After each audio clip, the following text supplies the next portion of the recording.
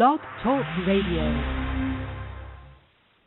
Hello, everyone, and welcome to Gypsy Poet Radio here on blogtalkradio.com/Gypsy Poet. I am the Gypsy Poet, and with me is the ever wonderful, mysterious, sparkling, and hilarious girl, George. Yes, people say it with me. Girl, George, girl, George, girl, George. Oh, my goodness, and just right under the buzzer. I'm so pleased. Oh, my goodness.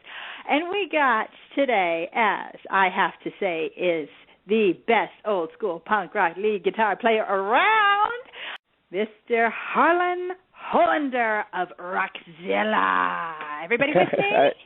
Hey, George. Hey, Gypsy. Hi, Harlan. I've known Harlan for like 15 years since I didn't know you were going to make it, George. At the Stork Club, and he backs me up all the time whenever he's in the same club with me. And when he plays, it raises the roof. Boy, the temperature goes up about 10,000 degrees. And when you say take it to that boy, he takes it, boy. He can really, really set a guitar on fire, right, Harlan? Right on, Ben. Thanks, George. That's funny. It's true. I only speak the truth. Harlan, how about that gig you got coming up at the Starry Plow? It's been going for how long? 10 years? This is the 12th annual Murder Ballads Bash. Paul Pod took over the hosting job last year, and I've done about 5 of them, I think. And then Paul last year decided to put in some different people. This year it's going to be myself and the bass player from Rockzilla, Rob Hasek. He was in Andy and the Rattlesnake. He was in the Burning Sensations, who had a hit in the 80s called In the Belly of the Whale. I don't know if you're an MTV or not. But that's going to be great. We're going on first, actually. We're going on at 9 o'clock because they usually have me, because I have a band usually. I usually go on last. But it's going to be a blast. Everybody, and I personally have blood included in it, because it is Halloween-based, and I'm going to outdo everybody. There's going to be more blood than you've ever seen. So what date is that? November 2nd at the Starry Plow. What's that, a Saturday, Friday? Saturday, the November 2nd, Starry Plow in Berkeley. Okay, you also produced Paul Potts' last album of the Happy Clams. Tell us about that.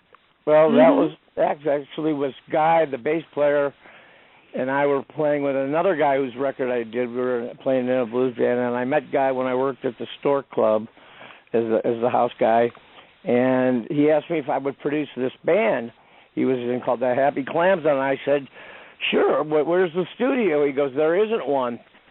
And so what we ended up doing was I brought the software to Paul's house, put it in his computer. We turned his kitchen into a recording booth, and the living room was the studio. And I just did it old school, live miking, and it's a good record. I like it. I like Paul. He's very smart. He writes very, very intelligent lyrics. In fact, I'm going to do I Hate Everything. It's been a song he wrote, which I think is a song for the ages, because you can you can hate just about anything at any time. So it's going to be on my record, too. Well, that's great. You know another old friend of mine, Peter Case. Tell me about how you met him. Peter, oh God, the first time I went to Los Angeles, they used to have a swap meet at the Capitol Records building. What year? This was it was 76. I went to house it with a guy from Canned Heat, and before he left, he took me to the swap meet that they had in the Capitol Records parking lot. And, they had on the old Tower of Records on Sunset, they used to have, those huge reproductions of album covers all along the outside.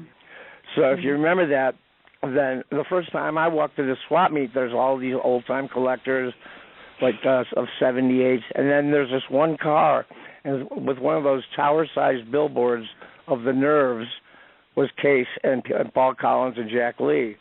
And then, they did Hanging on the Telephone, and that was a kind of smashy thing. So Jack left, and Peter and Paul formed the Breakaways and asked me to play guitar. So I played guitar on a couple of the songs we recorded, but back then we were young and stupid, so my band said, you can't play the show with them because we're playing the Whiskey the same week. So I ended up not doing the show. and another guy, Ian Espinosa, fantastic guitar player, took over. But who knows? I might have been a plimsoll if I stuck around.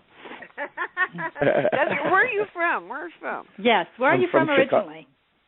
From Chicago. I grew up at an early age. A friend of mine who's a big publicist now, he started a blues fanzine when he was 13 years old.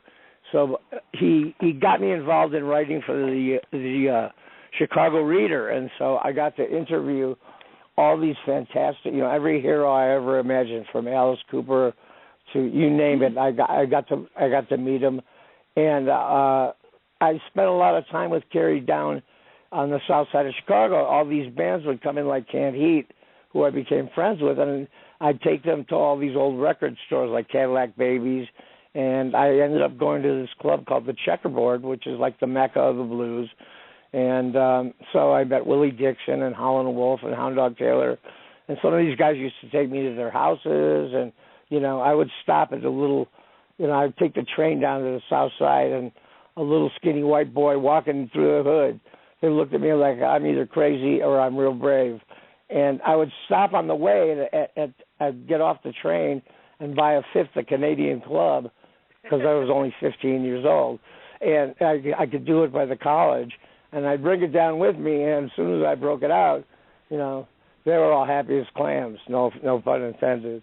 And they just kind of took me in and taught me the blues.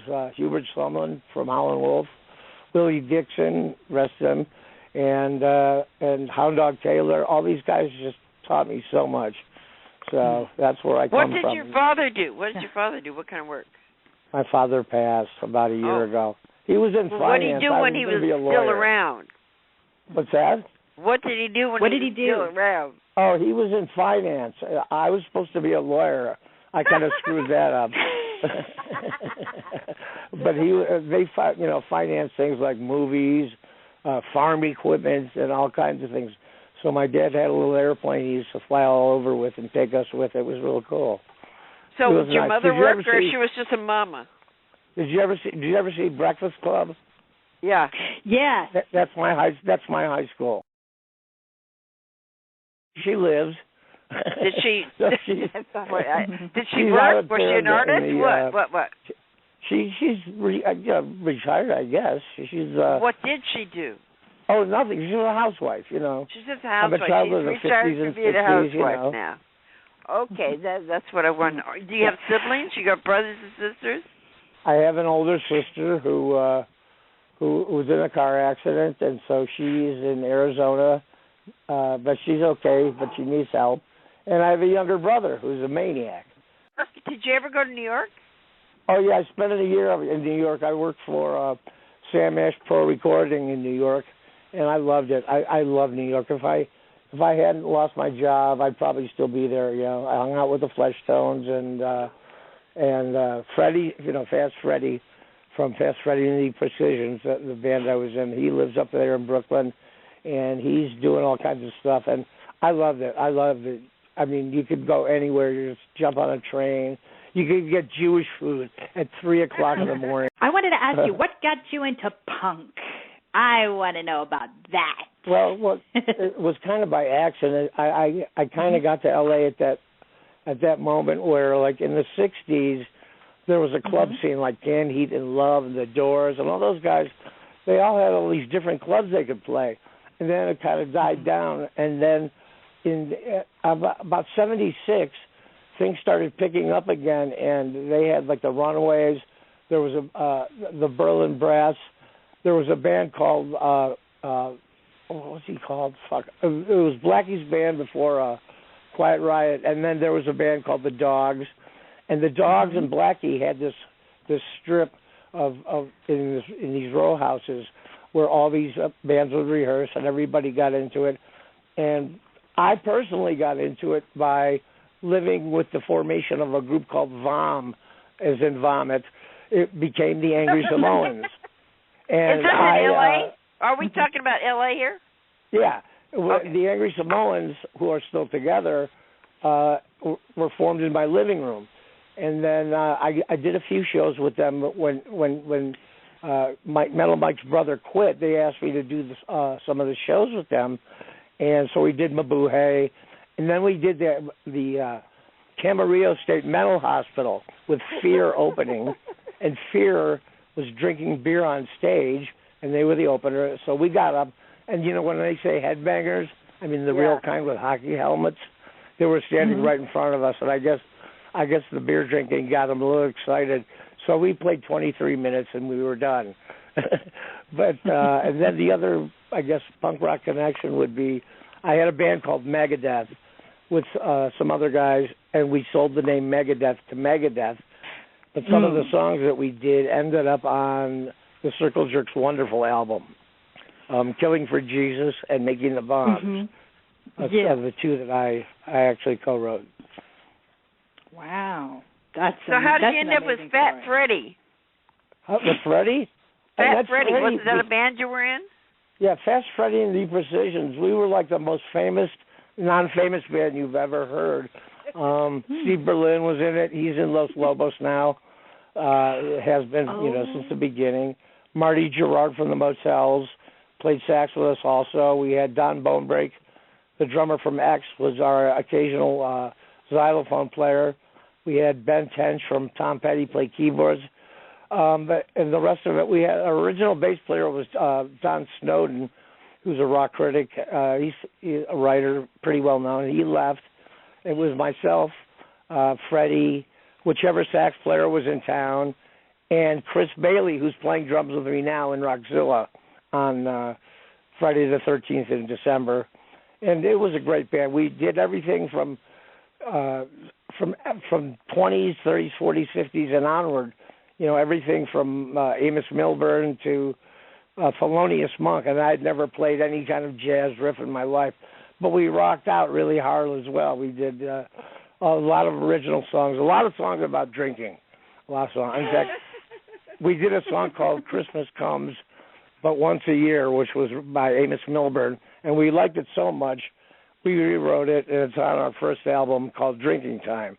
So, we had a song, one Scotch, Sweet Gin. These are all songs of, drinking, and we were good at it. We were very good. Bonebreak is related to me. He was a drummer with X, right? And he's related to me way back from the DeMoss family. Who is? I couldn't hear you. Bonebreak, the drummer.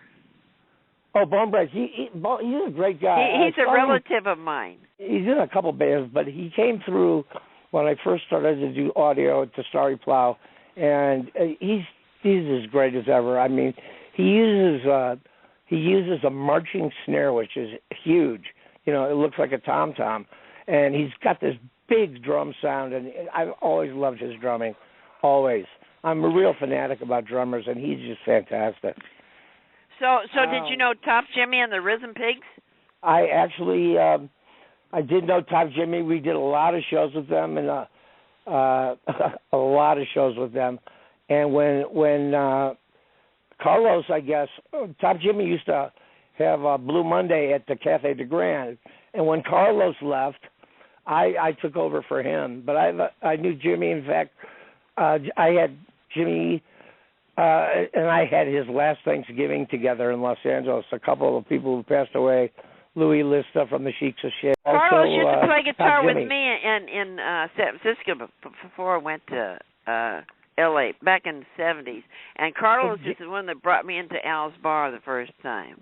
Oh, my God. Carlos, me and Carlos go way, way back. There's a great recording of me and Carlos playing with the Plugs. They changed their name to the Cruzados, and the bass player was my roommate at the time, and he had us, a whole bunch of us, they had us come up and do like a 20-minute version of Gloria with me singing and playing guitar with Carlos.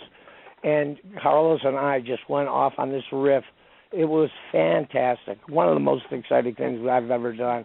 I ran an open mic at the Cafe de Grand after it changed its name to the American. When they closed up the Cafe de Grand, they changed it to the All American, and it was the same owner, it was the same fucking thing. And I ran an open mic there for a while. And then it changed into the China Club. You played at Roger's too in lingerie. In fact, we opened Club Lingerie. We were the opening act on the first night with Phil Alvin of the Blasters. He was playing solo. So we played, and he played. And the Club Lingerie, when I was last in L.A. a few years ago, was still open. It is the longest continuous club. It was called the Sold Out at one time. And it's the longest continuous building as a club in Los Angeles, if it's still going on. You know Tequila Mockingbird? Tequila I know real well. We go way back. Tequila and I spent some Dawn Patrol nights together. It was the 80s. And, I know Tequila real well. Punk Museum now in L.A. Oh, really? Did you know that? Yes. Well, maybe I'll get to go. I'm going. Well, she was on my show, this show here, a while back. Oh, I didn't know that. Oh, I love Tequila. She's just. I had a lot of fun with Tequila. I had a lot of fun. Ginger Coyote from the Punk Love I met magazine? Ginger from up here, right? Well, she's in L.A. now. She used to be at the Mabuhay. That's where I met her. It was at the Mabuhay, and it was a real interesting experience. She's great. She was on our show too. She was very cool.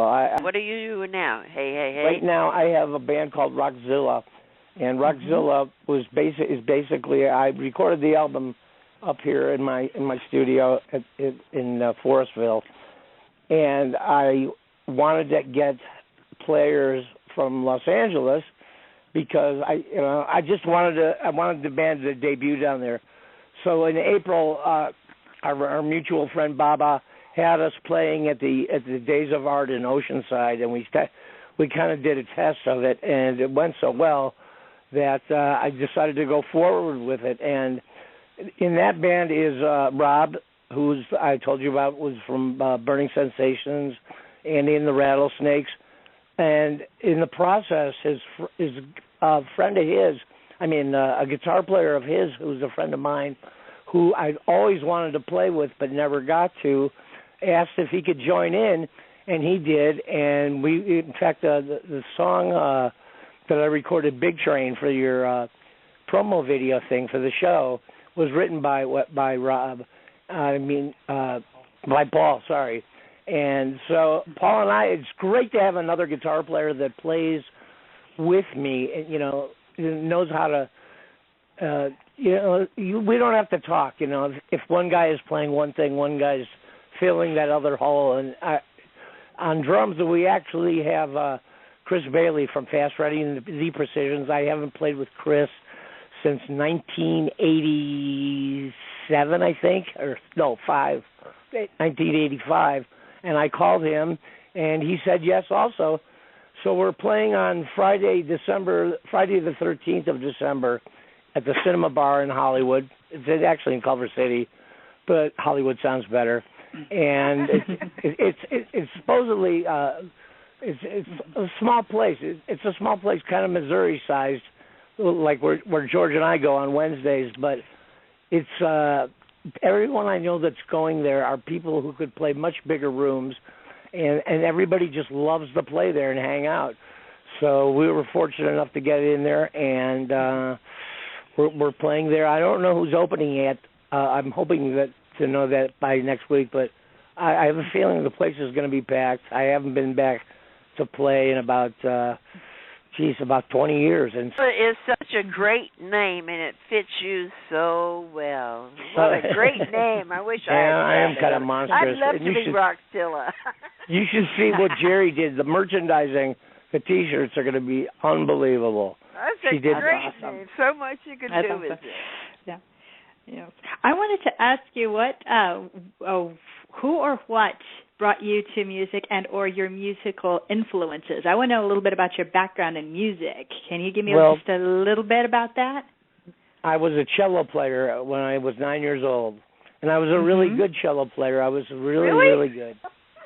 And I would hear the little skinny Jew boy walking around carrying this big old cello. Are you doing? And then in 1960, when I was 11, I heard a Jimi Hendrix record, and I gave up a cello immediately. My mom and dad were pissed. Oh, were they pissed? And I got myself a Mel Bay chord book, and I met some guy who produced a a Mike Bloomfield record, who taught at the record store up by where I live, who taught me in 1 year a total of about 7 chords, and I became a guitar player. I had my first band when I was 12. It was called the Frozen Ice, and I remember getting paid $35, and we were so excited. We went to the local record store and cashed the check, and I think we each, ended up with like $5. I was so excited. We played at a place called the Mousetrap, a teen dance party. And then that's in Chicago. What's that? Chicago, that's in you're the talking suburbs about. north of Chicago. Okay. And then actually during high school, the cool guys who had the cool band was this band Purple Clyde Morning. And when I went back to my 40th high school reunion in the beginning of August, they were like semi-reformed, and I got to play with them finally because in high school I spent more time doing interviews for the Reader and Triad Magazine and Boogie Magazine, and we also had our own radio show, me and a guy named Kerry Baker. So I didn't play much out in bands again until college. And then but during that time in high school, I spent a lot of time with the Chicago blues guys especially. But I met guys like Johnny Winter and, guys from the Allman Brothers. And, any rock star you can think of that you wanted to talk to, I got to talk to and ask questions or hold their guitar. And so I was learning. I was learning the business from every angle at that point. I was learning from the promoters who would let me walk in, to any show. I was learning about writing. I was learning about the process of getting records on the shelf. And so by the time I got to college, I decided the first manly thing I think I ever did was leave school so that I could become a musician. So I drove a cab and was really good at it. And I ended up in a couple of really cool bands. One became Bohemia, which was like a big 80s band in Chicago. And then I lost everything, and I went to California to visit, like I said, the house that can't heat. And when I got back about a month and a half later, I lost everything I owned in a fire. Everything. I mean, completely everything. Me and my good friend Bob Rickus, who's in LA now. And I decided to just pack up and go to California. My parents had already moved to California. I didn't want to leave Chicago because I thought Chicago was, the end all of be all.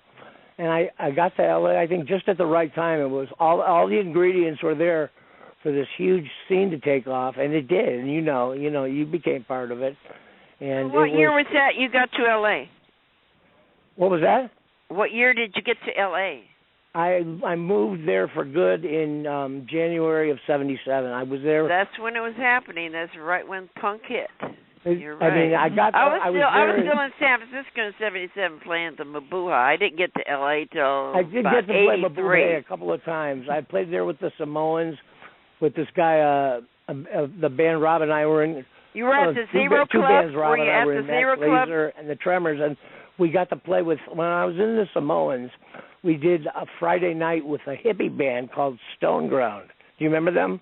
No. Did you play at the Zero Club? Nobody played at the Zero. We just played around. The Zero was the Zero Club the or after Al's hours Bar? place. Well, there's a guy who owns a gallery called the Zero Gallery. He and David Lee Roth, I think, were the original partners, and that was on Cahuenga Boulevard in this old apartment building. And they moved a couple of times, and it ended up ultimately at what was the gallery on right there at Melrose and La Brea. And we, and the Anti-Club and the Central, we were all always working and never saw each other. And so the best place to see everybody would be there. And, it was open till 6 in the morning, and that's how we all got together. Did you play at the Anti-Club in the Central? I did play at the Anti-Club. We played the Central. In fact, the Untouchables' very first gig was opening for us at the Central in Fast Freddy, and a year later, we were opening for them at the Roxy. So I played the Roxy. I like that place. Big place. I love playing at the Roxy. The sound guy, check this out. This will make you laugh. The sound guy, Ira, was kind of, if you didn't know him, he was kind of grumpy, and like most, real sound people, he's never, even if you think he hates you, he's not going to make you sound anything but perfect. And I didn't see him for a long time. And when I was in New York, they had an engineering show, and I ran into him, and I said, "You're still at the Roxy?" He goes, "No, I work for a company in New York." I go, "Well, what are you doing now?" And he goes, "I'm doing monitors for the Pope." You remember when the Pope went on tour? Can you imagine? What does God say if he can't hear his monitor? Hey, turn up on the reverb, okay? I mean, can you imagine the Pope just saying, "Hey, look, I need more," I thought that was the coolest gig. And he told me about how they did one at Belmont Park where they have one of the Triple Crown horse races, and they would, all these places like that in the Coliseum, they would drive them in to about a mile from where the actual event was, and then they'd have them switch cars and go through all these FBI and Secret Service checkpoints. It was really cool though. I can't imagine being the mixing guy on the Pope. If you screw up, I mean, are you going to hell? Do you get hit by a thunderbolt? I mean, what happened? So tell me a little bit more about Rockzilla here. Are you recording? I know that you've got this live show coming up in December, but I wanted to ask a little bit more about the recording part. Well, Rockzilla is basically it's mostly me because of where I live, and I'm going down to Los Angeles to rehearse with them in about 2 weeks. We're going to record some of the stuff with the actual band in there too. But Rockzilla can be, it's kind of cool because I can also do a virtual Rockzilla with technology where I can have musicians in other cities either play it in via computer or actually have whole bands if I want it that way. But it looks like, this is the band, and the next record will have the live band in it, the actual members of the band in it more. It's just... I just got this idea and I ran with it, and like I said, Baba, our friend Baba, was nice enough to give us a shot playing for the Days of Artists at Oceanside, because I didn't know how it was going to go. I sent everybody the music about a month in advance. We had 3 rehearsals, and we got up there and tore it up, and we liked it so much that Rob and Paul and I are also doing another project. We don't know what we're going to call it yet, but we've been writing like crazy. So I'm really excited about this. It's not going to be done. I was a record distributor. It was my day job in the 80s. And so, no one's buying really anything anymore except online. So what we're going to do is we're going to sell our songs on the Internet and only carry CDs to shows so that people who want like a keepsake, something they can take home with them, they'll be able to buy it. But other than that, it's all going to be on iTunes or one of those things. It should be up, it'll be up in time for the show on the 13th. So, just keep your eyes open. And if you're on Facebook, it'll be announced on Facebook publicly as soon as we get it going. So I'm setting that up now. Even though I'm pretty web savvy, you got to be careful with the songs you do and the copyrights and to make sure that the people get paid who wrote the song and that kind of thing. It was great talking to you, Harlan. We were at the end of the show and you made it through alive. How about that? I made it, and George didn't hit me once. I didn't hit you once. I'm always screaming at Harlan. We have one of those kind of relationships. Okay, well, listen, good I want to thank talking you guys to you. a real lot. I hope everybody out there who's listening that's in Los Angeles shows up at the show. If Billy's listening up in wherever he is up in Oregon, I hope he doesn't email me again about being in the same dressing room.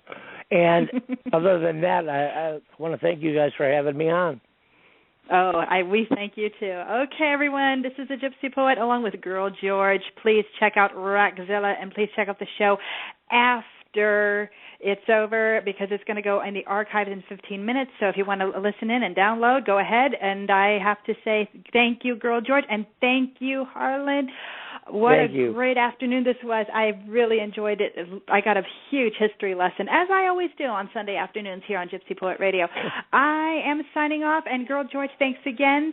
Thank you so much. This is the Gypsy Poet saying adio for now. Ciao.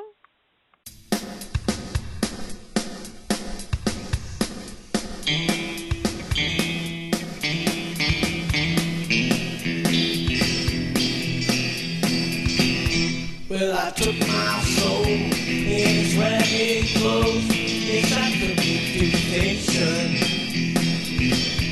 Well, I took my soul in its ragged clothes. Yes, I took it to the station. And I stood in line for that one-way ticket home. Well, I did some rambling and I had my fun. Yes, I did some rambling. Well, I did some rambling and I heard someone. Yes, I did some rambling and gambling. But I checked that schedule and the train's coming right on time.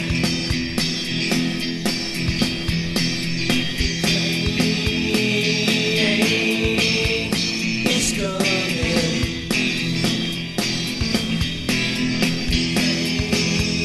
It's coming for me. The train is coming. The train is coming for me.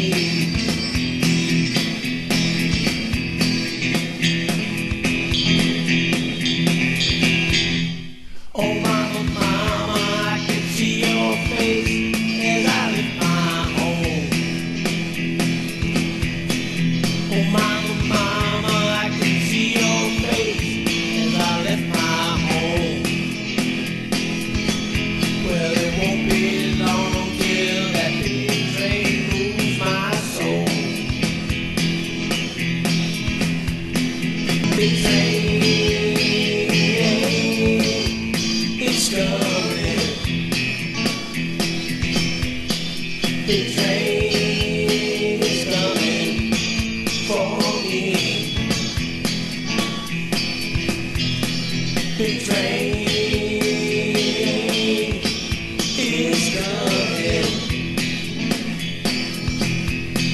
Big train